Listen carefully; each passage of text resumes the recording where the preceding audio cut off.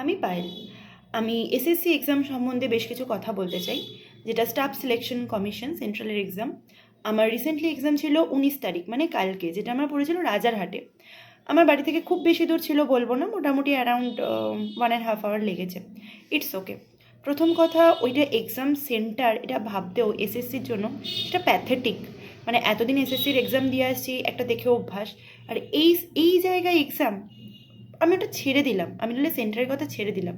ভাই, যারা গার্ড আছে, যারা ভিতরে গার্ড দিচ্ছেন, মানে তাদের বিহেভিয়ার টু মাচ। যিনি গার্ড, তিনি আমার black and white admit card দেখে বলছেন তোমার কিন্তু এক্সাম ক্যান্সেল হয়ে যাবে, তুমি কি জানো এরকম করে আনার নিয়ম নেই?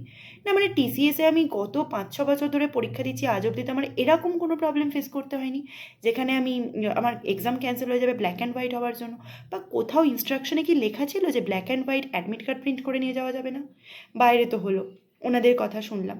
যখন ভিতরে ঢুকলাম, যিনি ইনভিজিলেটর ছিলেন, তিনিও আমার অ্যাডমিট কার্ডটা নিয়ে বললেন, এখানে দেখেছো লেখাটা, এটা কিন্তু বোঝা যাবে না যখন তোমার টায়ার 2 পাস করবে, তখন কিন্তু বোঝা যাবে না, তখন তোমার ফর্ম ক্যান্সেল হয়ে যাবে। কী হবে জানো তো? ফর্ম ক্যান্সেল হয়ে যাবে। মানে টিসিএস তো কোনোদিনও এরকম কিছু বলেনি। আপনাদের অ্যাডমিট কার্ড দেওয়ার ক্ষমতা নেই, সেটা আপনারা অ্যাকসেপ্ট করুন। আপনি কি করে বলছেন যে আমাদের ফর্ম ক্যান্সেল হয়ে যাবে?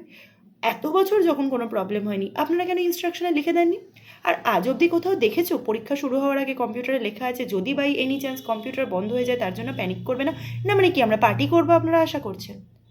না মানে কি ভাবছেন যে এই বছর যাদের লাস্ট এক্সাম বা আর 1 বছর সময় আছে তারা পার্টি করবো এক্সাম, মানে কম্পিউটার বন্ধ হয়ে গেলে? নাকি আমাদের ওটা 10 মিনিট 15 মিনিট এক্সট্রা টাইম দেওয়া হবে? কোনটা দেওয়া হবে? মানে কী আশা করছেন? মানে বাজে ভাষা ইউজ করা যায় না বলে করছি না, বাট আপনারা তারও যোগ্য নন, সরি টু সে। এরকম জায়গায় এক্সাম নেওয়ার কথাই নয় আপনারা যেখানে নিচ্ছেন এক্সাম। আর এমন এমন জায়গায় এক্সাম ফেলছেন যেখানে এসএসসির মতো এক্সাম নেওয়ার জন্য কোনো রকম ক্রাইটেরিয়াই নেই। আর ভিতরের লোকগুলোর তো বিহেভিয়ার মানে বলার বাইরে, তারা নিজেরা এক একটা আস্ত আইএএস আইপিএস। বিহেভিয়ার দেখে মনে হবে তারা যেন 10-12 বার এক্সাম ক্র্যাক করে গেছে, মানুষের সাথে ভালো করে বিহেভ পর্যন্ত করতে জানেন না। আর কম্পিউটার বন্ধ হওয়ার কথা তো নাই বা বললাম, কম করে 10 বার বন্ধ হয়েছে আমার। একটা করে কোয়েশ্চেন পড়ছি, 3 বার করে অফ হয়েছে, তো আমি কী করে শেষ করবো? তার জন্য কি আমাকে এক্সট্রা টাইম দেওয়া হয়েছে?